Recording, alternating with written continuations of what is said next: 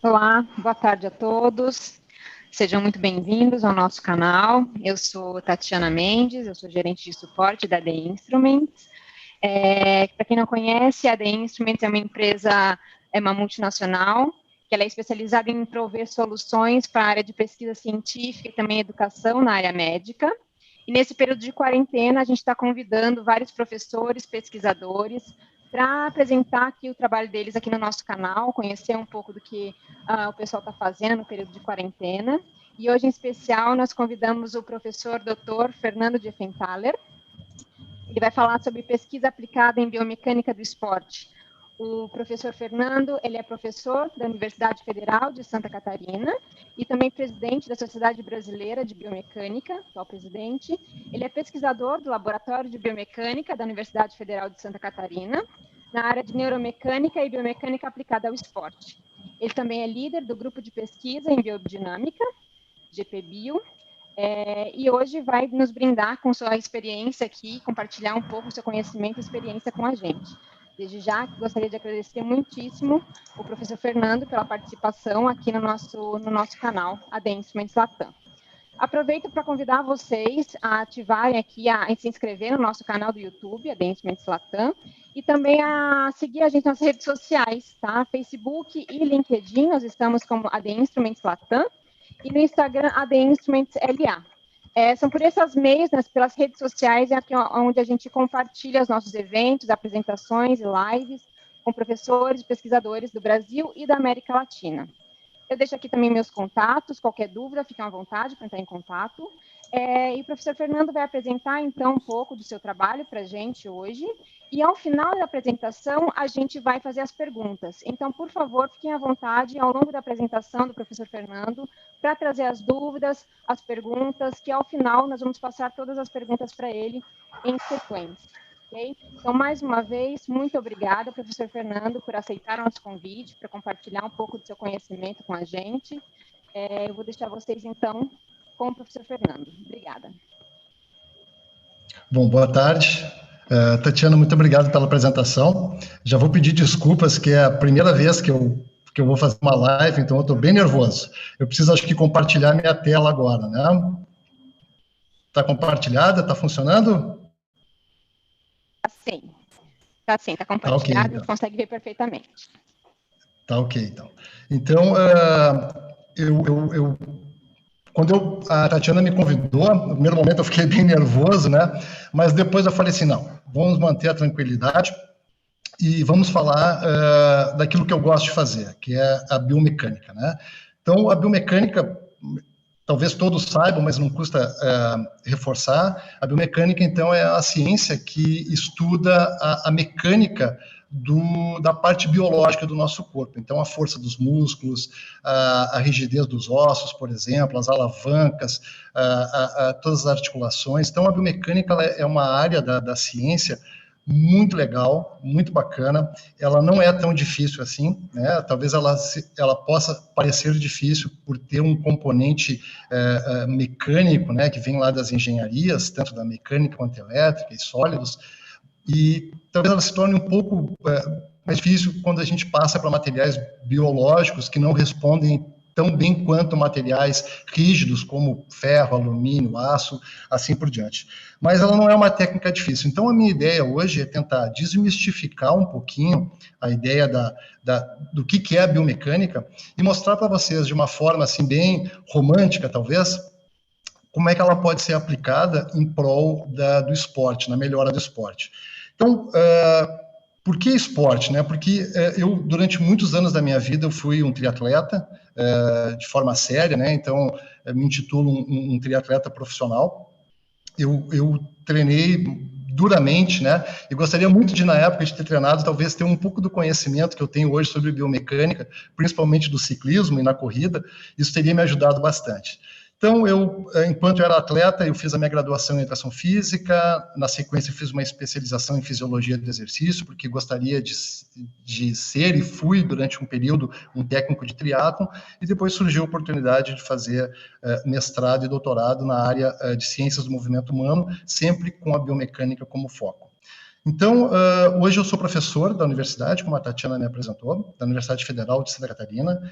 eu atuo em 2 programas de pós-graduação, um da própria do campus onde eu atuo, que é Florianópolis, que é Educação Física, e também atuo no programa de Ciência da Reabilitação, que é no campus de Araranguá, todos da Universidade Federal de Santa Catarina.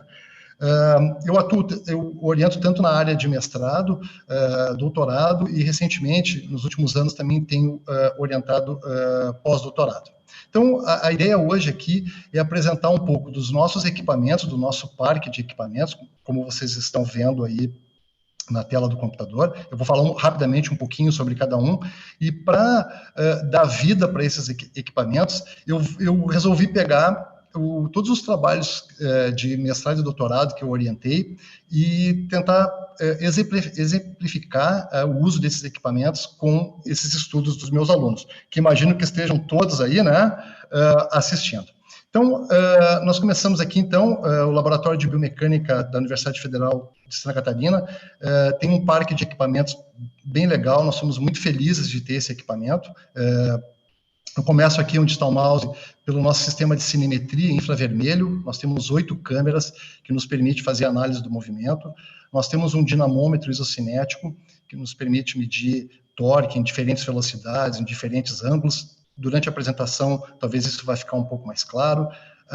Uma bicicleta ergométrica, um sistema de ultrassom, um sistema de eletromiografia, esse daqui, no caso, wireless, ele é totalmente sem fios, é o equipamento da Delsys, muito interessante. Nós também temos um equipamento de fotobiomodulação, que tem talvez um pouco mais a ver com a fisiologia, mas eu vou explicar isso para vocês. Nós podemos usar isso na biomecânica também. Aqui nós temos um sistema de eletroestimulação, que também é muito interessante, e plataformas de força que nós temos lá no laboratório. Bom, então, eu vou começar a minha historinha pelo ciclismo, né? Então, vocês já sabem agora por que eu estou falando sobre ciclismo. Então, o meu mestrado, quando eu fui orientado pelo professor Antônio Carlos Stringini Guimarães, o Guima, eu vim com a seguinte ideia para ele, que era uma curiosidade minha de atleta. Como é que se comportam as forças, a atividade elétrica e a questão dos ângulos quando nós ajustamos a altura do selim para baixo, para cima, para frente, para trás, que são coisas que os ciclistas que estão me assistindo aí provavelmente devem ter feito isso várias vezes e farão outras várias vezes. Então, a ideia era tentar entender como é que funcionavam as forças, a atividade elétrica e como é que se comportava também as articulações em termos de ângulo, se isso mudava. Então, utilizando aqui um pedal instrumentado, ele nos permite, por uma técnica chamada dinamometria, medir as forças que nós aplicamos durante a pedalada. Então, aqui nesses 2 gráficos é possível enxergar essas forças, né? Nós temos aqui a componente normal da força aplicada no pedal, e aqui em azul nós temos a força tangencial. Então, basicamente, são 3 forças, né, que nós apresentamos, mas a força lateral, ela é não desprezível, mas ela não tem sido muito utilizada para esse tipo de análise. Essas 2 forças já são suficientes para nos dar uma boa ideia do que vocês estão enxergando aqui no gráfico de baixo. Que é a força efetiva, que é realmente aqui em vermelho, a força que eu aplico no pé de vela da bicicleta, em outras palavras, é o que faz a bicicleta se mexer, né? E aqui eu tenho a força resultante, que é a soma dessas 2 componentes. E o legal, utilizando a cinemetria, é que nós podemos apresentar essas forças aplicadas no pedal em função do ângulo do pé de vela. Então, isso nos traz tanto para quem pesquisa isso ou para um treinador, nos permite enxergar onde o atleta está aplicando mais força e onde ele não está aplicando a devida força. Então, isso é muito importante para a gente compor a técnica de pedalada dos ciclistas. Nesse mesmo estudo, nós medimos também a atividade elétrica desses músculos. Lembra lá do equipamento que eu falei, o eletromiógrafo, que é capaz de medir a atividade elétrica dos músculos? A gente pode aqui criar um padrão de atividade elétrica também, né? Estamos vendo aqui embaixo, no eixo horizontal, o ângulo do pé de vela. Então, ou seja, o zero, o início do ciclo, até ele voltar na posição mais alta. Então, a gente pode ver quais músculos ativam mais em qual momento da pedalada. Então, isso também é muito importante para quem está fazendo o treinamento, para a gente tentar entender o movimento da pedalada. Não só da pedalada, isso pode ser feito em outras modalidades esportivas também, mas aqui em tela nós temos o ciclismo. Bom, aqui são câmeras, como eu havia dito para vocês, é uma técnica da biomecânica chamada de cinemetria, que nos permite filmar o movimento, e após filmar o movimento, nos permite analisar os ângulos, analisar as velocidades desses segmentos, as acelerações desses segmentos. Então, a cinemetria também é uma técnica muito importante que nos ajuda bastante na questão da análise da biomecânica do ciclismo e de outras modalidades também. Bom, então aqui, seguindo essa linha, o meu doutorado também foi com ciclismo, né? Então aqui a ideia era trabalhar com fadiga. Então vocês estão vendo aqui um ciclista todo cheio de fios, aqui o pedal dele é um pedal instrumentado também. Então a ideia aqui era ver a eletromiografia, como vocês estão podendo observar aqui nessas imagens, ver como é que se comportava a eletromiografia e as forças durante um protocolo de fadiga indo até a exaustão, né? Então aqui nós temos um sinal de como era o sinal bruto de eletromiografia ao longo desse período, e aqui eu dividi o teste todo em início, meio e fim, e a ideia era ver justamente como é que se comportava o sinal eletromiográfico, que nos traz um monte de informações no início, no meio e no fim do ciclo do teste em questão. Então, o que nós observamos lá? Que no início o ciclista podia fazer uma força, ele conseguia manter essa força passando a metade do teste, para ser mais preciso, até 80% do tempo do teste, e depois o que nós vimos era uma queda nessa cadência de pedalada e um aumento de força. E também observamos o que acontecia com os respectivos músculos em cada uma dessas durante o teste, né? Então, aqui nós temos 4 músculos, na verdade, foram avaliados 8 músculos. Bom, então, depois de receber o título aí, o canudo de doutor, né? Eu ingressei na universidade e o primeiro estudo que eu orientei foi um estudo envolvendo ciclismo, que era o que eu sabia fazer na época, que eu achava que eu sabia fazer, e também misturei algumas questões de fisiologia. Então, aqui, esse primeiro estudo, a gente queria tentar entender se era possível. A literatura nos mostrava que era, mas nós queríamos ter um pouco mais de certeza se era possível determinar os limiares de transição fisiológica utilizando a eletromiografia como referência. Então, nós colocamos 18 ciclistas para pedalar, eles vieram ao laboratório 4 vezes, fizeram 2 vezes um teste em rampa e 2 vezes um teste em degrau. E a partir dos dados brutos de eletromiografia, nós plotamos esses dados em função do tempo ou da potência aqui, um teste incremental, e a partir dessa análise, uma análise matemática bem complicada de se fazer, bem difícil, com várias limitações, foi possível que a gente determinasse qual é que era o primeiro limiar de transição fisiológica e o segundo limiar de transição fisiológica, conforme essas 2 imagens aqui estão mostrando para ilustrar o experimento. Bom, passado isso, eu tive um outro aluno e a nossa ideia era tentar entender a questão da fadiga, como a fadiga se comportava durante o ciclismo. Então, aqui nós simulamos uma prova de 90 quilômetros e colocamos os atletas para pedalar de forma como se fosse uma prova de ciclismo, cheio de sprints durante a prova, intensidades um pouco mais baixas, intensidades um pouco mais altas, e o mesmo período, o mesmo atleta voltava novamente para o laboratório para fazer um protocolo constante, com uma potência constante durante o mesmo tempo que ele estava realizando o teste. Então, aqui nós utilizamos a eletroestimulação, talvez isso tenha sido um dos primeiros estudos que utilizou a eletroestimulação durante a pedalada. Quando eu digo durante, nós fazíamos testes enquanto o atleta pedalava, dávamos choque nele, né, para tentar medir alguns parâmetros que esse equipamento nos dá, que aqui no caso é a Voluntary Activation, que é uma informação muito importante para se observar durante um teste de fadiga. Então, aqui o teste, com todo o seu protocolo, de início a fim, todos os momentos em que nós fazíamos as estimulações durante o teste. Então, para que isso fosse possível, nós tivemos que buscar ajuda lá no pessoal da engenharia. Então, fui lá no pessoal da engenharia elétrica, o pessoal me ajudou a montar esse sistema que vocês estão vendo. Então, nós tínhamos um componente aqui no quadro da bicicleta, que cada vez, depois do pesquisador apertar um botão aqui, quando era o momento, esses momentos aqui que eu mostro com o mouse para vocês, ele clicava nesse botão, e cada vez que o pé de vela passava por essa caixinha, esse sistema dava um choque na perna do atleta. Então, nós podíamos ver como é que se comportava a atividade elétrica durante a pedalada. Então, é um estudo assim, bem interessante, ele continua ainda em elaboração, está levando bastante tempo para ser feito. Então, aqui, o experimento ali era o constante, aqui é o experimento minimizando uma prova, realmente, de 90 quilômetros, onde o ciclista tem vários sprints, então nós fazíamos vários sprints ao longo de 90 minutos, de 120 minutos, desculpa,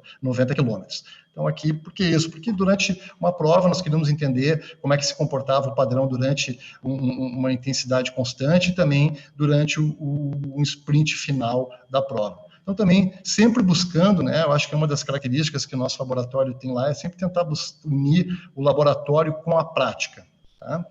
Bom, já que eu fui buscar ajuda lá na engenharia elétrica, eu trouxe um estudante lá, o qual eu orientei, o Caetano, e nós fizemos ele fez, na verdade, eu auxiliei ele, um sistema muito interessante, que ele fez um sistema virtual para se acoplar na bicicleta. Então, todos os testes incrementais que nós fazíamos antes, sem a ajuda desse sistema, desse avatar, ele criou um sistema onde, durante o teste, o sujeito, o ciclista que está sendo avaliado, ele vai seguir um avatar que é alimentado pelas próprias informações que ele está gerando na bicicleta. Então, aqui eu tenho um vídeo, vamos ver se funciona. Era mais ou menos isso que o atleta fazia durante os testes incrementais. Então, nós estávamos medindo, nesse caso aqui, qual é que era o delay entre a informação, né, de que potência que ele estava, quão próximo ele estava do atleta da frente.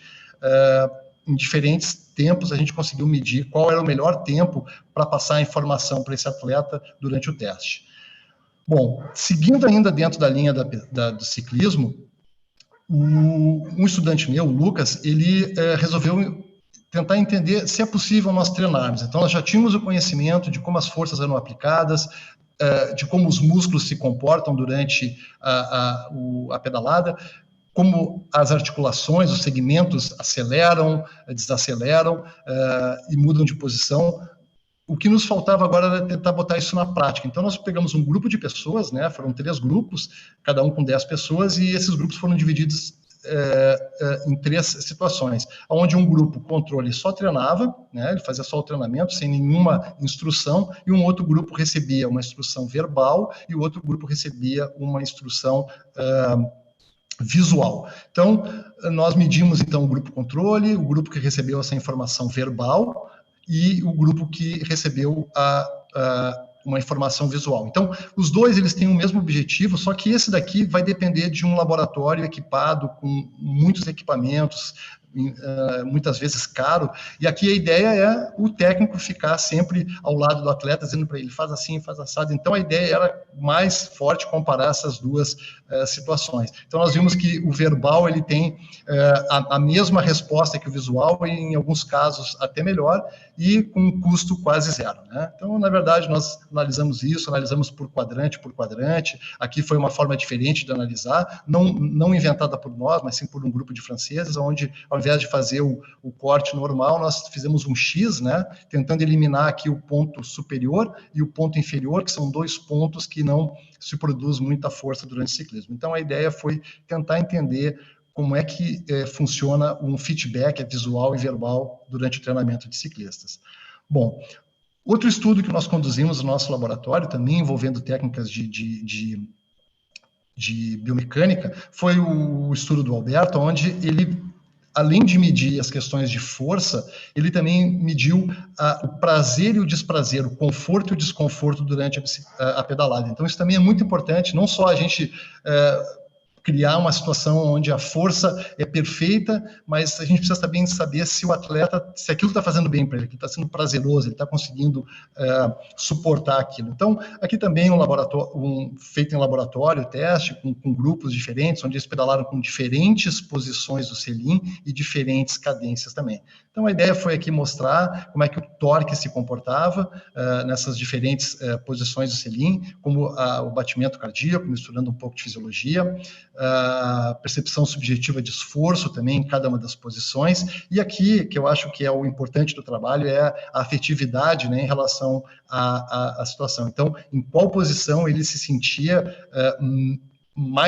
era mais prazeroso para ele pedalar e qual era a frequência de pedalada também mais prazerosa para ele. Aqui, no caso, a gente viu que a que mais trouxe desprazer para ele foi quando se pedalava numa cadência muito acima daquela cadência usual do ciclista.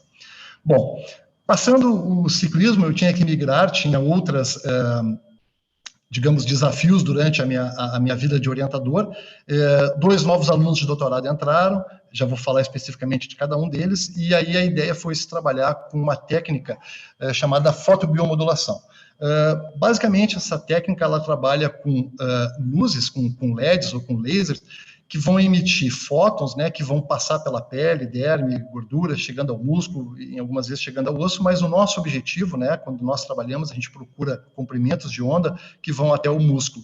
Para quê? Porque isso vai melhorar lá quimicamente, né, nós vamos transformar em outras palavras, para sintetizar aqui, energia luminosa em energia química. Então, vocês podem imaginar que nós temos um ganho de síntese de ATP, se nós temos mais síntese de ATP, essa pessoa é capaz de fazer mais força e talvez durar mais durante o teste ou a tarefa que ele está fazendo. Então, a primeira pergunta que nós tínhamos lá, foi o trabalho do Matheus, meu estudante de doutorado, era saber se esse chuveirinho aqui era igual a esse chuveirinho. Então, nós fizemos uma pergunta muito simples, onde nós comparamos os dois e chegamos à conclusão que esse era igual a esse. Então, a partir disso, nós descartamos o menor e utilizamos o maior. Por quê? Porque o maior ele leva menos tempo para irradiar a mesma energia que nós precisamos no músculo, né? Então, esse foi o primeiro estudo que nós realizamos nessa área de fotobiomodulação.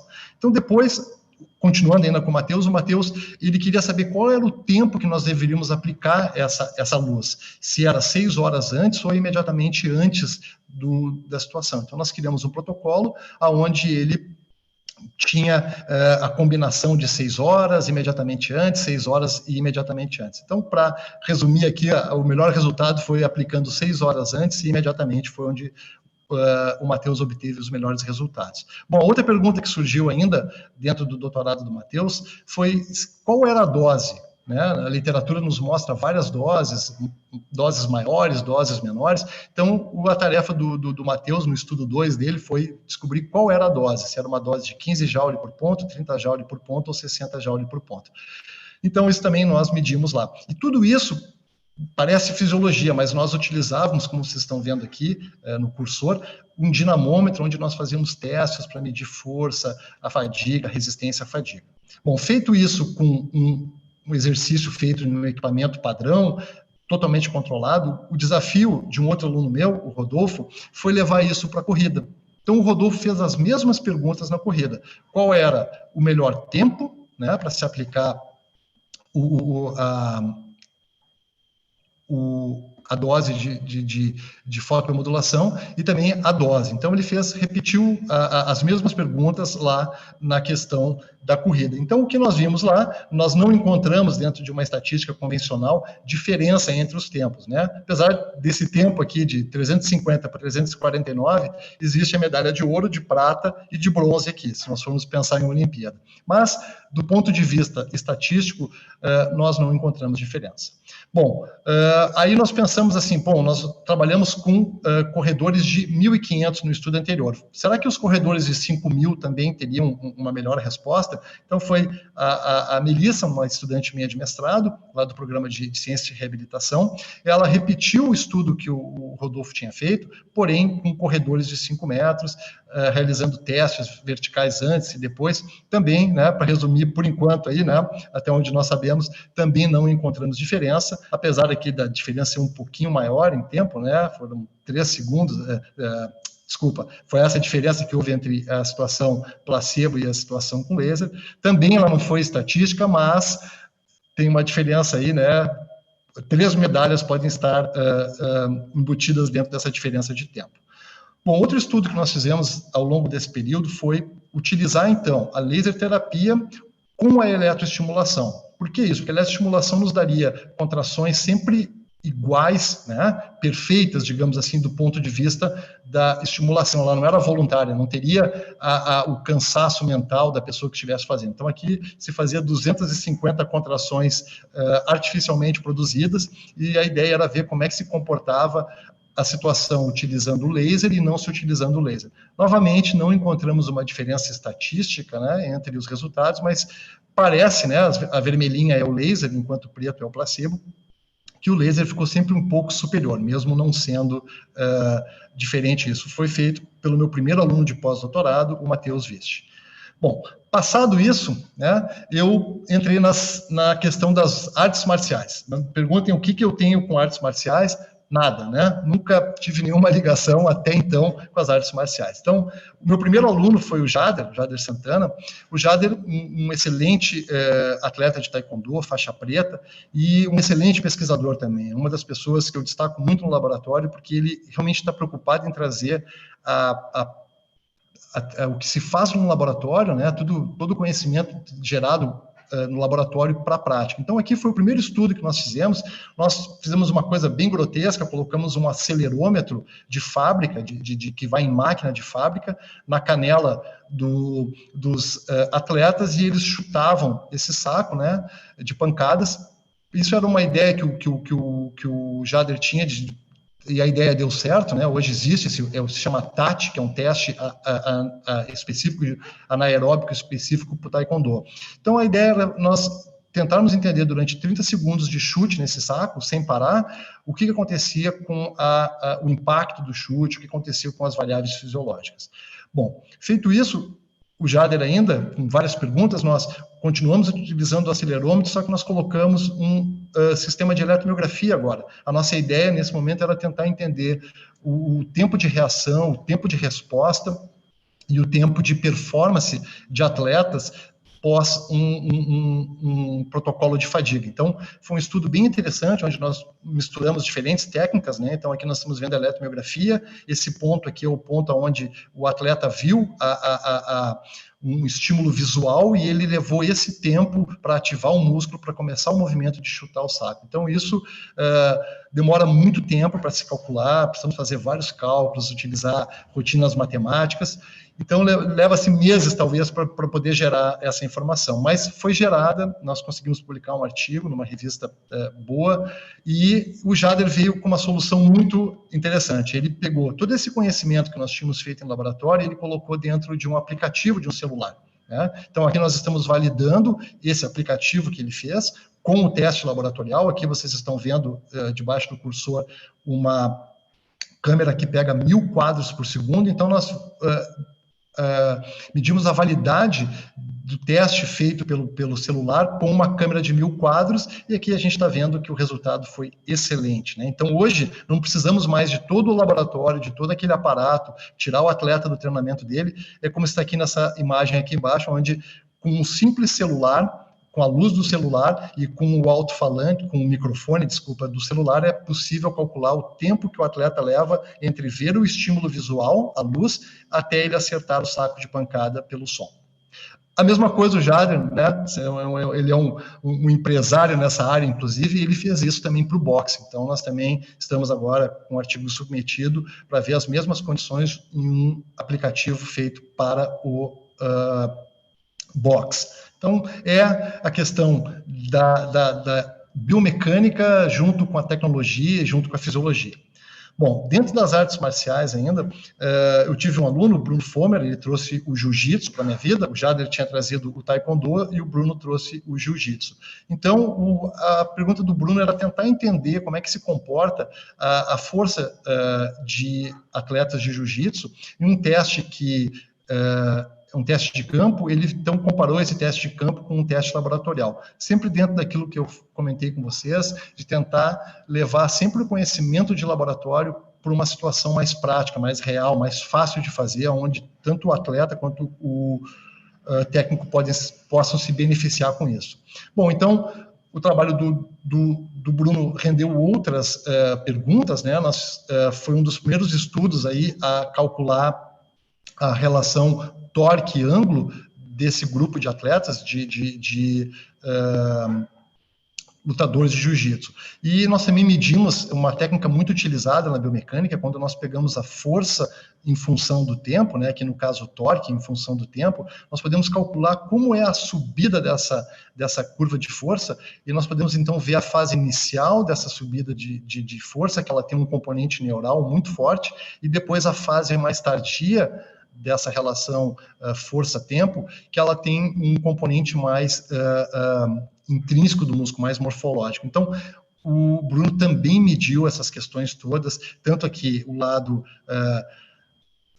esquerdo do gráfico que vocês estão vendo são os flexores, e os gráficos da direita são os extensores do cotovelo. Tá? Bom, uma outra área que me surgiu, um outro grupo de alunos que ao longo da minha orientação surgiram lá, foi um pessoal que estava a fim de trabalhar com força, né? Então, para quem me conhece fisicamente, sabe que eu passo longe de uma academia, né?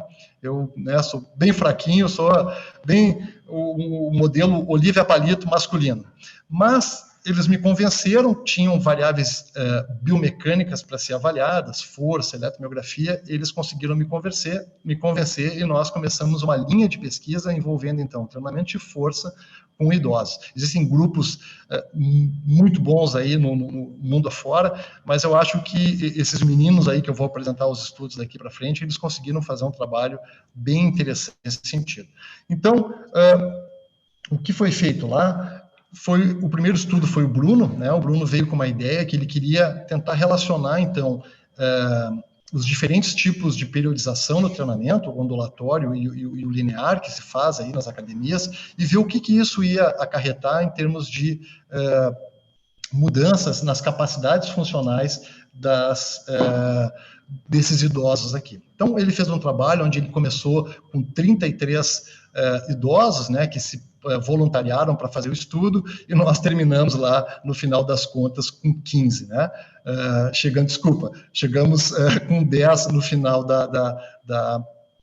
do teste. Então, é muito difícil trabalhar com treinamento, foram 3 meses de treinamento, os idosos tendo que vir, tendo que fazer a avaliação, a cada 4 semanas eles faziam uma bateria de avaliações envolvendo equipamentos da biomecânica, torque, eletromiografia, medimos os testes funcionais também, medimos a taxa de desenvolvimento de força, que é uma variável muito importante, principalmente para o idoso, os primeiros milissegundos dessa curva, vamos dizer o quão treinado o idoso está para manter o seu equilíbrio, sua postura, que é um fato que leva muito o idoso a se hospitalizar, ter fraturas, e com isso ele não consegue ter as atividades diárias que ele tem que relacionar. Então, o que nós vimos lá, né, foi um aumento, lógico, como qualquer treinamento, na capacidade de gerar força ao longo desse tempo, né?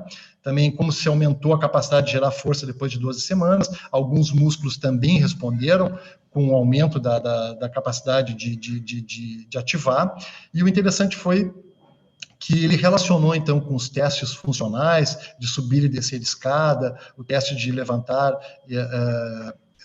Time Up and Go. Então, foi bem interessante, foi uma linha de estudo que aconteceu. Na sequência, na esteira desse estudo, outro aluno meu, o Rafael Sakugawa, o Rafael resolveu, depois dessas 12 semanas de treinamento que o Bruno tinha feito, nós fizemos um período que os idosos ficaram completamente parados, né? E depois houve um retreinamento desses mesmos idosos para ver quão rápido eles iam responder. Então, aqui estão a questão de uma repetição máxima, como é que se comportou a taxa de desenvolvimento de força desses idosos no pré-treinamento, lá na semana 0, na semana 12, depois da semana 28 de treinamento, e lá no final do retreinamento desses idosos. Também vimos como essas capacidades funcionais dos idosos também melhoraram ou não, né? Então, nós vimos resultados aí bem interessantes. Bom, depois disso, um aluno chamado Lucas, o Lucas Orsato, o Lucas veio com uma pergunta mais complexa, né? Então, ele queria comparar agora idosos e jovens. e idosos treinados e jovens treinados. Então, nós tínhamos aí um grupo com quatro grupos, né? 2 grupos de idosos, sendo um grupo de idosos treinados e o outro não treinados, e 2 grupos de jovens, treinados e não treinados. Então, a ideia era ver o que o treinamento pode acarretar, né? Então, para resumir a história, era tentar ver se o treinamento, se o idoso treinado, ele seria parecido com o jovem não treinado, né? Então, foi um trabalho bem complexo, bem cheio de equipamentos, quase todos os equipamentos que eu mostrei para vocês até agora. Então, dinamômetro, eletroestimulação, as pessoas não precisavam vir tantas vezes ao laboratório, mas quando vinham faziam um protocolo bem difícil. Bom, e o que o Lucas observou lá nos resultados dele? Então, ele viu. Então, aqui nós temos a linha pontilhada, tá? Que é a linha feita com o equipamento artificialmente, né, pelo eletroestimulador, e aqui a força produzida voluntariamente. Então, a gente vê lá o idoso controle, né? Quando nós estimulamos ele, ele produz mais força, mas ele não sabe produzir força voluntariamente. Não que ele não sabe, ele não está treinado para isso. Bom, já agora o idoso treinado, olha que interessante, independente da quantidade de força, né? O idoso treinado, ele voluntariamente ou involuntariamente, os primeiros segundos da curva dele, daquela curva da força em função do tempo, elas são parecidas, né? Olha lá que interessante, o jovem controle também. O jovem controle, quando faz uma força voluntariamente, ele produz esse formato. Quando o equipamento faz uma ativação artificial, a gente pode observar que ele também tem um comportamento muito parecido lá com o idoso, porém, não vamos pensar na quantidade de força total, mas sim o formato dessa curva. E o jovem treinado era o que se esperava, né? Tanto a voluntária quanto a involuntária estariam andando juntas, né? Então, isso eu acho que é uma mensagem bem legal, eu gosto muito da figura, sempre falo isso para o Lucas, né? E o que nós vimos aqui também? Como a gente está falando de força, agora nós vamos ver aqui a questão neural. O idoso controle, veja só os músculos, né? Vasto lateral, reto femoral e vasto medial, como é que se comporta, né? A ativação elétrica. Talvez essa diferença entre a capacidade de produzir força, ela está aqui, numa questão neural, né? Talvez o idoso, por não treinar, por não fazer atividades, ele não tem a capacidade de ativar os seus músculos para produzir a força que ele pode produzir. Essa linha pontilhada mostra que ele pode produzir essa força, mas ele não consegue voluntariamente, porque ele tem um déficit aqui na capacidade neural dele. Bom, já o idoso treinado, olha que interessante, o idoso treinado, ele consegue fazer tanto a força voluntária quanto a involuntária, na mesma magnitude, porque ele tem um sistema neural treinado, né? Então, um idoso treinado e um idoso não treinado.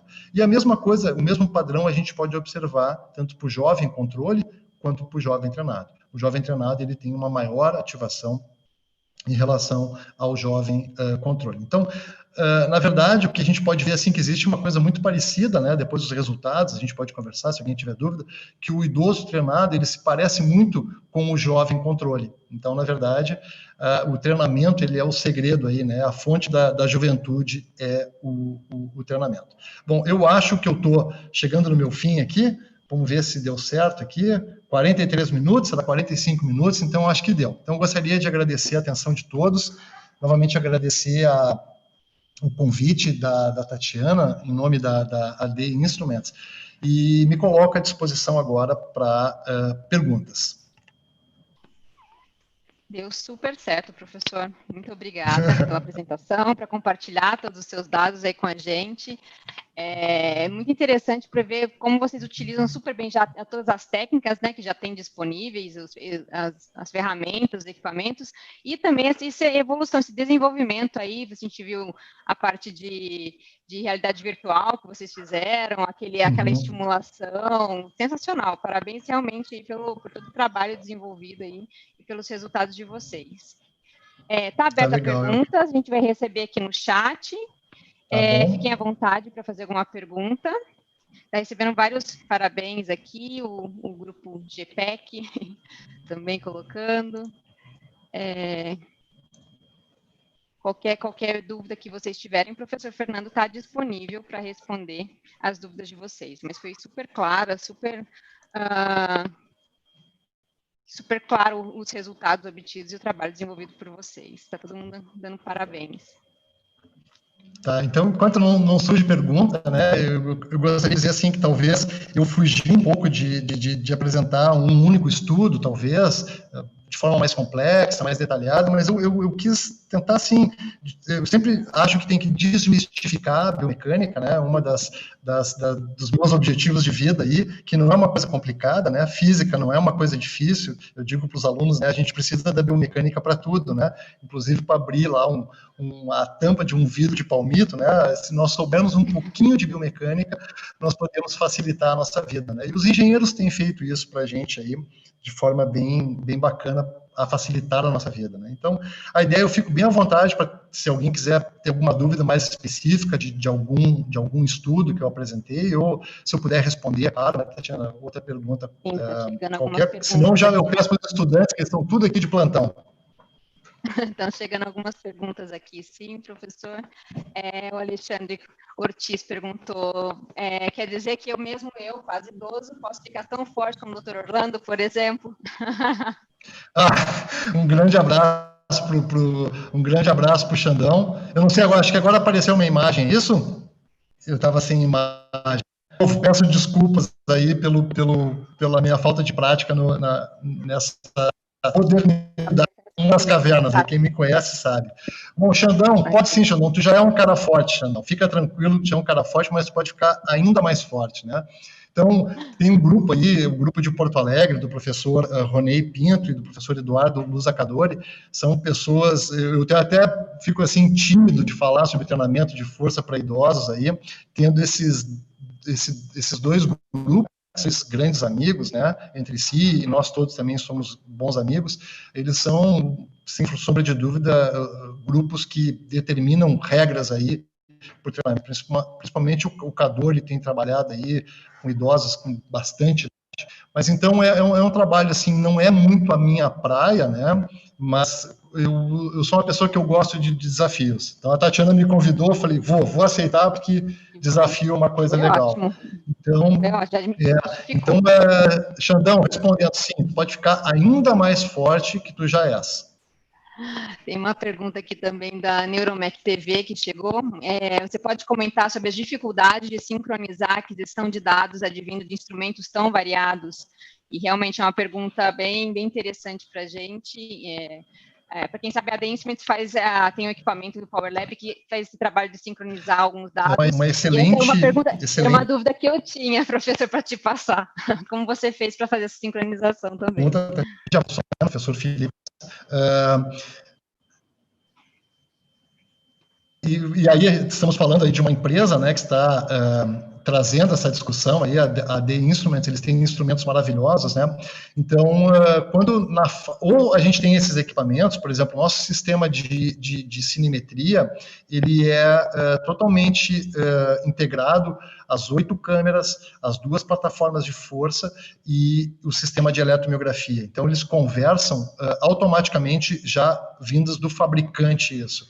E nós também temos uma caixa lá que nos permite colocar mais 64 canais analógicos, né? Por que analógico? Porque quando a gente mede lá o sinal de força, um sinal eletromiográfico no músculo de uma pessoa, esse é um sinal analógico. E o computador não entende esse sinal, né? Ele só entende um sinal digital. Então precisa ter aí a The Instruments faz equipamentos maravilhosos nesse sentido, né? Que nós chamamos de os conversores analógicos digitais. Então, quando nós temos um sistema que nos permite, respondendo lá a pergunta do pessoal de Uruguaiana, quando o sistema nos permite, nós colocamos ali um fio num dos canais, e esse fio era, por exemplo, uma luz, né, foi o que nós utilizamos naqueles estudos envolvendo o Taekwondo. Nós fazíamos uma luz, onde o atleta via um flash de uma lanterna especial que nós construímos, né, ligado ao computador, e aí ele respondia imediatamente. Então, todos os equipamentos eles eram sincronizados. E muitas vezes a gente tem que fazer, assim, digamos, uma gambiarra, literalmente falando. Eu já vi gente jogar a chave no chão para fazer um barulho, para que todas as câmeras da sala, né, isso há muitos anos atrás, lá nos anos 90, que todas as câmeras captassem aquele som e aí se registrava aquele som em cada uma das câmeras e dizia, bom, todas as câmeras estão conversando agora ao mesmo tempo. Então, isso é importante dizer para as pessoas, talvez que não tenham tanta familiaridade com essa questão. Nós precisamos ter, assim, os sinais, eles têm que estar acontecendo simultaneamente no tempo, eles têm que estar sincronizados. Eu preciso ter a eletromiografia, como eu apresentei para vocês, a nossa eletromiografia, ela é apresentada em função do ângulo do pé de vela, que foi feito pelas filmadoras, que captaram também, né, na mesma placa, o sinal dos pedais. Então, a gente consegue ter todas as informações numa única placa, assim, que é a expressão técnica que se utiliza, né? E aí nós podemos analisar o movimento dizendo assim, bom, o que explica essa força? Ah, foi tal ativação de tais e tais músculos nesse exato momento. E como é que estava o ângulo do joelho nesse momento? Como é que estava o ângulo da articulação do tornozelo? Aí a gente pode fazer inferências, algumas pessoas, nós estamos tentando fazer isso, colocar o ultrassom junto, né, para medir como é que o músculo está se comportando, como é que os fascículos dos músculos em questão estão trabalhando de forma mais alongada, mais encurtada. Então, isso é um desafio, né, e as empresas que trabalham com isso, elas já tiveram esse entendimento, né, para facilitar a vida principalmente do educador físico, né, que a gente não tem essa formação. Eu não sei fazer, mas eu sei quem sabe. Então, foi quando eu fiz uma boa parceria com o pessoal da engenharia elétrica aqui da minha universidade e espero continuar até o final da minha carreira aí. Legal. Tem mais perguntas aqui, chegou o Fábio Lanfredini e perguntou, poderia comentar algumas coisas sobre perspectivas futuras na aplicação de biomecânica junto ao grupo de pesquisa? Bom, o Fábio Lanferdini, todos os amigos fazendo pergunta, eu combinei com eles, tá, Tatiana? Depois eu tenho que pagar eles aí, depois vai passar a pandemia, eu tenho que pagar um shopping para eles. Bom, as perspectivas, assim, elas são sempre desafiadoras. Por quê? Porque hoje, talvez o que a gente está conseguindo, o que eu apresentei para vocês, nós conseguimos dominar isso, digamos, lá no final dos anos 90, né? Início dos anos 2000. Bom, o pessoal em outros laboratórios, mundo afora, já faziam isso nos anos 80, né? Então, hoje, nós utilizamos, o professor Fábio sabe disso, utilizamos um probe para medir a arquitetura muscular. Existem laboratórios mundo afora que estão usando 3 já, né? Um em cada junção músculo-tendínea, mais um no meio do músculo, no ventre do músculo, todos eles conversando, né, sincronizadamente, passando as informações. Então, os desafios, Fábio, eu acho que eu sempre digo para os meus alunos, né, a dor ensina a gemer. Então, nós vamos ter lá uma dor, que vai ser uma situação, nós precisamos responder uma pergunta de pesquisa, e nós vamos tentar desenvolver, né, o desafio da gente é tentar desenvolver um equipamento, ou juntar os equipamentos que nós temos, para que a gente possa ter a melhor resposta nesse sentido.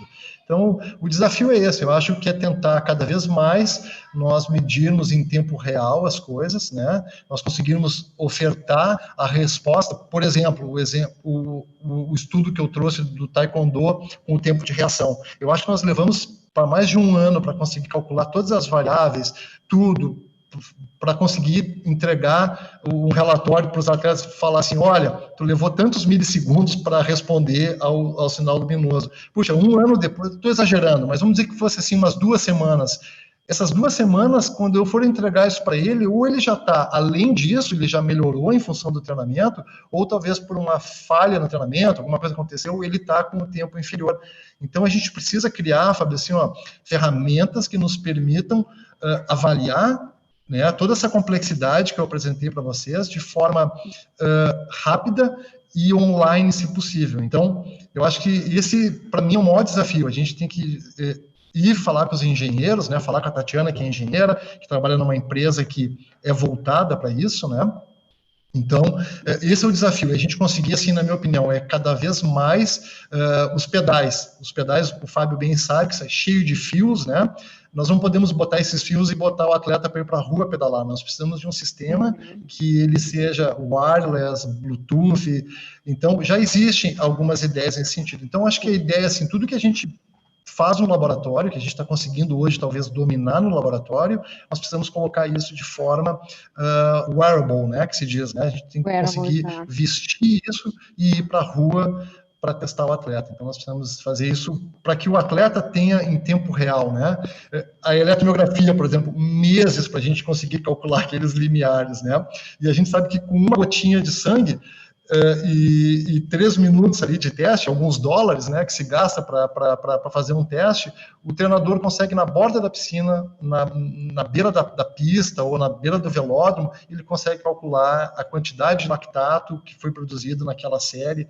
Então, acho que o grande desafio para nós, Fábio, é conseguir fazer com que toda essa complexidade que nós medimos em biomecânica se torne cada vez mais rápida, o processamento, e também cada vez mais wearable, né? Que a gente consiga levar isso para a rua, botar isso na prática mesmo.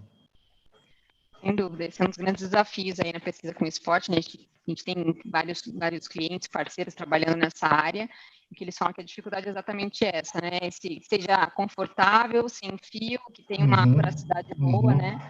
Para a aquisição dos dados. Continuando aqui algumas perguntas, professor, o Matheus Rossato também perguntou, você poderia falar sobre os desafios da programação, MATLAB no caso, na biomecânica? Bom, Matheus, um grande abraço, Matheus. Bom, isso talvez para ti, Tatiana, seja uma coisa fácil, né? MATLAB, vocês aprendem isso, acho que lá no segundo semestre do curso de engenharia, penso eu, né? Agora, para nós aqui da educação física, eu vou dizer que é uma outra língua, né? E não é inglês, é um javanês, alguma coisa parecida, assim, pelo grau de complexidade. Então, o Matheus bem sabe disso, né? Algumas pessoas têm que se sacrificar, ou seja, talvez eu corri para esse sacrifício. Eu lembro que o meu orientador, o professor Guimarães, na época, falou assim: Fernando, tu tem que ser independente, tu tem que conseguir coletar teus dados, processar teus dados, fazer estatística dos teus dados, escrever os teus papers, né? E nós tínhamos uma grande dificuldade, temos até hoje, né? Que é o processamento com MATLAB. Então, escrever é uma coisa bem difícil. Eu digo escrever uma rotina matemática, né, Matheus? Essa é a pergunta do Matheus. Como é que nós vamos transformar esse conjunto? Às vezes a gente fala em gigas de memória, né? De canais. Por exemplo, aquele estudo do meu doutoramento, nós tínhamos 90 colunas, né? Tínhamos 30 marcadores reflexivos, e cada marcador tinha Y, X e Z. Nós tínhamos 90 colunas, então cada marcador, ele me apresentava 3 colunas, e eu tinha isso ao longo de 10 minutos, coletando a 120 Hz por segundo, ou seja, 120 informações por segundo. Vocês podem imaginar a quantidade de dados. O Excel, para ter uma ideia, nem abre esses dados, de tão grande que são. Então, a gente precisa ir para um software mais robusto, que é, no caso, por exemplo, o MATLAB, ou se não, o LabVIEW e outros que tem aí, inclusive gratuitos para se utilizar.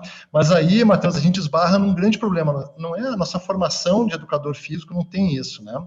Mas a gente também não pode ficar do dedo, nós precisamos pegar e aprender. Então, algumas pessoas, eu não sei se programar tudo, mas teria quem está a fim de trabalhar mesmo com biomecânica e não ser tão dependente de outras pessoas ou dependentes de softwares que fazem tudo para ti, o que se chama de caixa preta, né, que ele vai te entregar. Alguns são muito bons, não é pejorativamente que eu estou falando em caixa preta, né, mas eu acho que a pessoa que pesquisa em biomecânica, seja ele educador físico, fisioterapeuta, médico, enfim, a formação dele, ele tem que, no mínimo, ter uma ideia de processamento de dados, ou pelo menos assim saber, olha, o dado chegou assim, ele entra aqui, acontece esse processamento. Eletromiografia, por exemplo, né? Todo mundo, o RMS, né? Mas o que é o RMS, Root Mean Square? Como é que isso se forma? Então, pelo menos ter assim, o básico do que é isso, para a gente não ser enrolado, né? Para a gente poder ler um artigo e entender muito bem.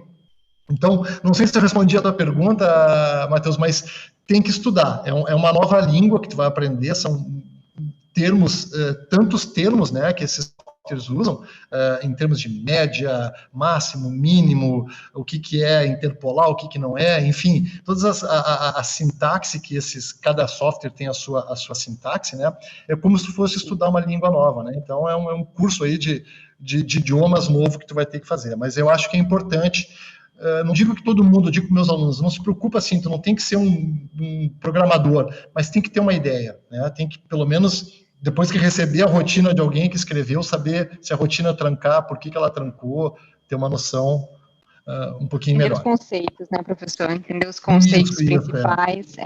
Eu falo isso muito ao longo dos treinamentos também do LabChart, que o pessoal tem lá o setup prontinho e fala assim, eu recebi assim, aí eu registro assim. A gente sempre bate que é importante entender realmente todos os outros conceitos, por que está fazendo aquela aquisição, por que daquela configuração, e é a mesma coisa com a programação também. Eu confesso que eu usei pouquíssimo o MATLAB, eu usei mais alguma coisa do LabVIEW, e sei que é difícil, é complexo, realmente. Tatiana, não combinei nada contigo, quem está ouvindo, não estou ganhando nada, se ganhar, vou ficar muito feliz, mas eu já trabalhei com o LabChart, né?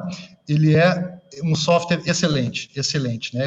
Toda a minha formação eu fiz com outro software chamado Windac, né? Da DataQ, que também apresentava todos os gráficos, a gente podia pausar, a gente podia fazer uma pré-análise, né? Na própria tela do computador. E o LabChart, ele faz isso muito bem, ele te dá alguns valores de amplitude, de pico máximo, pico mínimo. Então, assim, talvez para quem está precisando começar, né, que não tem esse conhecimento, eu indicaria algum tipo de software. Por exemplo, né? De novo, não estou ganhando nada, mas se ganhar, vou ficar bem feliz, viu, Tatiana? Digo, ganhar em termos de material aí, tá? Eu acho que o LabChart, ele é muito friendly, assim, né? Ele é muito amigável de trabalhar, ele é muito fácil de trabalhar. Eu gosto muito, apesar de não ter, né? Eu sei que o professor Marco Vaz, lá na Federal do Rio Grande do Sul, ele adquiriu um LabChart. Eu acho que se vocês forem pedir um recurso aí, pensem em ter um software, né, se não for LabChart, for algo similar, que facilite um pouco a vida de vocês, porque o MATLAB, ele não aparece nada, ele é só rotinas matemáticas, né, e tu até pode ter alguns gráficos, mas tu vai ter que escrever, né, para o MATLAB gerar os gráficos para ti. Então, às vezes, quando tu consegue visualizar o dado na tela do sistema que coletou teu dado, pelo menos tu tem uma ideia, tu consegue, assim, tu não tem o resultado final, mas tu tem alguma coisa próxima, que é o que o LabChart faz, né? Sem merchandise algum aqui. E tem várias ferramentas que facilitam nesse processo de análise, né? E aí já tem ferramentas de tabela, outras ferramentas de gráfico que podem facilitar nesse processo de análise, principalmente de integração de todos os dados de maneira sincronizada, como você colocou. Com certeza. Bom, tá eu tive um período que eu tive um período que eu fiz durante o meu pós-doutoramento, eu fiquei no laboratório da Universidade de Calgary, junto com o professor Guillaume Mier, um francês muito conhecido na área da fadiga muscular, talvez um dos maiores nomes, né? E a gente já saía da sala ali, pós-coleta já, utilizando esse software, né? A gente já tinha uma ideia se o negócio tinha aumentado, diminuído, mesmo antes de rodar os dados de forma assim mais minuciosa, né? Então, acho que isso, lá já ajudando o Matheus, né? Se o Matheus, no próximo edital que ele for pedir, algum software que faça isso, Matheus, que consiga fazer essa leitura em tempo real, e esses softwares, muitas vezes, eles te permitem pausar, mas ele continua ainda rodando, né? Ele continua gravando a informação. Então, eu acho que isso é bem interessante. Tá certo. Continuando aqui algumas perguntas, professor. O Marcos Kunze pergunta também. Há uma discussão sobre a transferência de conhecimento gerado em laboratório para situações esportivas reais. Qual a sua perspectiva sobre esse ponto? Bom, Marcos, tudo bem, Marcos? Mas eu tenho um encontro com o Marcos. Sexta-feira que vem o Marcos vai virar doutor. Estou na banca dele, parabéns, uma grande satisfação. Marcos, Grande Marcos. Marcos, excelente a tua pergunta, excelente a tua pergunta. Eu vou tentar voltar ao tempo agora e lembrar quando eu cheguei no laboratório lá em Porto Alegre, quando eu comecei a minha especialização. Lembra que lá em 2000 eu fiz uma especialização, eu contei para vocês. Para poder fazer a especialização, eu ganhei uma bolsa, né? Eu não tinha recursos na época. Até agradecer ao professor Álvaro pela bolsa que ele me forneceu na época. Eu comecei a trabalhar no laboratório. Então, era uma dificuldade muito grande dos atletas irem ao laboratório, porque talvez a geração anterior a essa geração, que eu comecei a trabalhar em 2000, era uma geração que literalmente levava os atletas para o laboratório, tirava o sangue deles, né, que se fazia muita coisa com fisiologia, e nunca se dava um oi, né, um feedback para esse atleta. Então, eu penso assim, não foi essa a tua pergunta, mas eu estou só fazendo uma contextualização, tá, Marcos?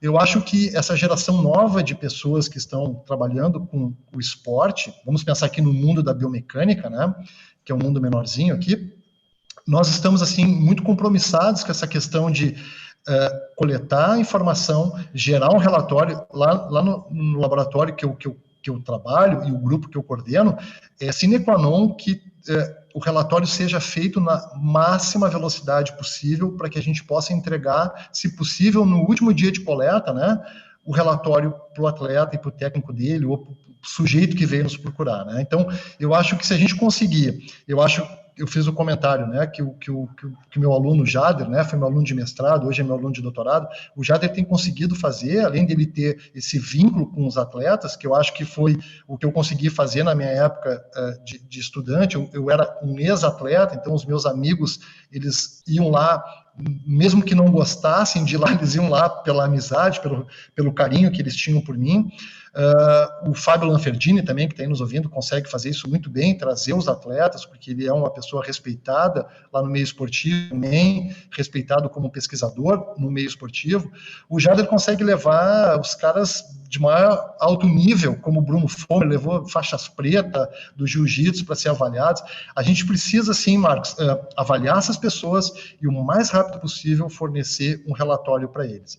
E o ideal seria que a gente conseguisse, como o Jader está conseguindo fazer com esses aplicativos, é que a gente conseguisse botar isso no celular. Eu acho que isso hoje, né, esse mundo dos aplicativos aí, apesar de eu ser um homem das cavernas, eu acho que esse é o homem, é o grande lance. Tenho lá um software, um aplicativo chamado MyJump, que permite que com o celular você consiga calcular potência de membros inferiores durante um salto, simplesmente filmando os pés da pessoa ao sair e ao voltar ao solo, né? A gente tem que levar para um laboratório, filmar, processar, então tudo isso leva tempo, né? Tudo isso leva tempo, então eu acho que nós precisamos, assim, não sei de que forma, também, né, Marcos, não é a nossa formação, né, Marcos? O Jader conseguiu fazer isso porque ele tem um primo que é um programador. Então, ele conseguiu conversar com o primo dele numa linguagem, né, explicando, olha, eu preciso que seja feito assim, assim, assado, e o primo dele conseguiu confeccionar lá numa linguagem, se eu não me engano, uma linguagem Java, ele conseguiu fazer o software que calcula o tempo de resposta que nós levamos meses para fazer no laboratório. Ele consegue fazer isso em menos de um segundo, ele consegue dar a resposta para a pessoa. Então, talvez, Marcos, o que a gente tem que fazer é bater na porta do lado, né? Eu não sei se é a realidade de vocês em Uruguaiana, eu acho que as engenharias não ficam aí, né, junto com a área da ciência, da saúde, é tentar, sim, ir lá onde estão os engenheiros, conversar com os engenheiros, conversar com o pessoal da programação. A gente precisa muito conversar entre si.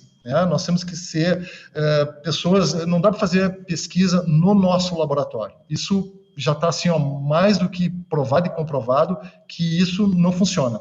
Nós só vamos conseguir avançar na ciência se nós conversarmos com o pessoal da psicologia, por exemplo, o pessoal da engenharia, o pessoal da computação, o pessoal do marketing, enfim, nós temos que conversar com as pessoas, porque todo é um processo, né? Não adianta a gente fazer desenvolver uma coisa maravilhosa se ninguém sabe que tu fez aquilo, né? Então, eu acho que, assim, Marcos, o grande desafio hoje é a comunicação entre os grupos de pesquisa, e me parece que isso está sendo entendido, né, fora do país, e aqui no Brasil também eu sinto que já tem algumas pessoas que estão conversando. Perfeito, professor. Tem mais uma pergunta aqui do professor Alessandro Moura Zagato, pergunta, parabéns pela apresentação, e quais as formas de análise que você recomenda de MG para os variados modos de exercício, como isométrico, RSA, contínuo? Um grande abraço para o meu amigo Alessandro Zagato aí, um abração, obrigado. Puxa, eu até tive a oportunidade de ir até o laboratório do professor Zagato para conversar um pouco sobre eletromiografia, né? O que hoje tem sido feito, né, é aquele básico, como eu falei para vocês, parece que a gente anda assim na linha do tempo, né, num certo atraso, mas isso a gente está conseguindo aos pouquinhos acompanhar. Então, nós, basicamente, assim, eu acho que o valor RMS, que é tanto o valor RMS quanto a integral do sinal, eles representam a magnitude de ativação de um determinado músculo ou de um determinado grupo de músculos, né? Então, se a gente quer ver a magnitude, como eu mostrei para vocês, pré a utilização de fotomodulação, ou pré uma intervenção de treinamento e depois pós, eu acho que é uma boa sacada. Bom, agora, existem outros tipos de análise que tem sido feita, que se chama FDA, Functional, agora me perdi aqui, que daqui a pouco eu vou lembrar o nome da FDA, mas é uma forma de se analisar os sinais diferente dessa forma convencional que a gente tem feito. Talvez, Zagato, o que a gente precisa agora é ir conversar com o pessoal Function Data Analysis, né? Que é uma forma de analisar diferente. Quem trabalha muito com isso é o professor André Gustavo, lá da Universidade Federal de Minas Gerais. Se ele estiver por aí, um grande abraço para o André, que é o nosso vice-presidente da Sociedade Brasileira de Biomecânica. O André a gente está até tentando agora fazer uma parceria para ele analisar os dados. Nós precisamos, assim, talvez, Zagato, ir conversar com outras pessoas, ver outras formas, abrir a nossa cabeça. Não dá para ficar só no envelope RMS, no valor RMS, na integral do sinal. São variáveis, assim, clássicas, que eu acho que elas nunca vão sair de moda, na minha humilde opinião, né? Mas eu acho que a gente tem que usar, a gente tem que fazer algum tipo de análise. Eu penso assim, ó, é difícil de fazer, eu já comecei a fazer, mas eu não entendo muito o que está por trás, talvez a Tatiana, aí, por ser uma engenheira, saiba, é utilizar wavelets, né? O conceito das onduletas, né? Mas é um negócio tão complexo, eu comecei a tentar entender isso aí, eu vou dizer que eu desisti, porque eu não tenho essa formação, né? Eu digo a formação de um engenheiro, mas eu acho que a análise por wavelets, eu acho que ela é muito interessante. A gente vê muito assim, ó, eu sou de uma escola assim que aprendeu lá com os meus mentores, o professor Guimarães, o professor Marco Vaz, olha, evitem analisar a mediana da frequência de sinais dinâmicos. Então, eu evito, eu tento não fazer. Eu aprendi, né, esse meu período no Canadá, eu dividi a sala com o professor Vincent Van Trachner, e o professor Vincent, ele trabalha com wavelets há muito tempo. Então, ele acha que me deu uma aula, eu fiz aquela cara de quem está me entendendo, né? É muito complexo, né? Mas eu acho que, assim, se a gente procurar essa engenharia para entender isso aí, ou fazer uma colaboração com o pessoal da engenharia, eles podem fazer, assim, ó, análises aquelas por cores, né? O professor Felipe Carpes, se ele estiver aqui me assistindo, né? Ele tem feito um trabalho muito interessante com um menino diferenciado, que é o Carlos, lá do Chile. O Carlos, ele é um fisioterapeuta, mas eu acho que ele mente para mim, acho que ele é um engenheiro, né? Um engenheiro dos bons, porque o Carlos é uma pessoa que domina essa questão das wavelets, ele faz análises temporais com o sinal. Então, eu acho que a saída, Zagato, assim, a modernidade, não só por moda, né, eu quero dizer assim, está se fazendo isso, mas eu acho que pela riqueza das informações que esse tipo de análise nos traz, eu iria para essa Functional Data Analysis, né, aí vamos conversar, acho que nós podemos chamar o professor André Gustavo aí para fazer uma live também, para explicar um pouco sobre isso, que foi o doutoramento dele, né, e eu também apostaria nas wavelets. Perfeito, professor. Obrigada pela aula. Eu também conheço pouquíssimo, já ouvi falar das wavelets, mas eu não vi aplicação ainda, não uso na eletromiografia, tinha visto algum estudo com sono relacionado, uma análise, mas ainda não vi, nunca vi na aula da área de eletromiografia. Se a gente não receber mais perguntas aqui, se alguém ainda tiver alguma dúvida, eu posso passar para o professor Fernando. Mas, mais uma vez, desde já, eu queria agradecer muito, professor, a sua disponibilidade, o seu tempo de compartilhar aqui todo esse seu trabalho com a gente, seu conhecimento com a gente, foi ótimo. E dizer que essa live ela fica gravada, fica aqui no nosso canal, no YouTube, tá? Se vocês quiserem compartilhar com alguém, só vai ficar aqui no canal, fiquem à vontade. E também agradecer a participação de todos vocês, também a interação de vocês. Muito obrigada. E, professor Fernando, muito obrigada mais uma vez. Eu que agradeço, Tatiana, e talvez se o pessoal quiser bater um papo, se eu não me engano, eu estou abrindo a janela do YouTube, ali o meu e-mail, né? Fernando. O meu sobrenome, ufsc.br, e vou ter o maior prazer de bater um papo, quem quiser visitar. Talvez, assim, um intuito que eu fiz essa apresentação também foi para tentar desmistificar um pouco a biomecânica, mostrar que ela tem um lado bem aplicado, e nós temos um programa de pós-graduação, nota 6 aqui, né, o nosso programa de pós-graduação na educação física, e estamos abertos para receber alunos de mestrado, doutorado, e pós-doutorado também. Então, quem tem um pouco mais de interesse, vem para cá que a gente soluciona alguma coisa. Vem para cá, Zagato. Vem fazer um pós-doc aqui que a gente inventa algumas coisas para fazer. Eu agradeço de novo, Tatiana, pela oportunidade de falar. Não sei se eu pareci nervoso, estou aqui, preciso tomar um banho, estou, né, suando aqui por debaixo da minha roupa. Imagina. Então, se eu não pareci, eu sou um bom ator, né? Foi muito legal. Muito obrigado pela oportunidade, foi fantástico poder falar do que faço, poder mostrar os meus alunos, né? Muitos deles estão online, queria agradecer a eles. Eu não faço isso sozinho, tá, Tatiana? Todo mundo que está assistindo. É um grupo, né? Isso não é feito a 2 mãos, isso é feito a 4, 6, 8, muitas mãos, né? Então eu tenho assim queria agradecer a todos os meus alunos, diretos e indiretos, assim, todos os meus alunos que me ajudaram a construir essa apresentação hoje. Legal. Bom, obrigada realmente mais uma vez. E a gente vai encerrar, então, aqui essa live. Obrigada pela presença de todos.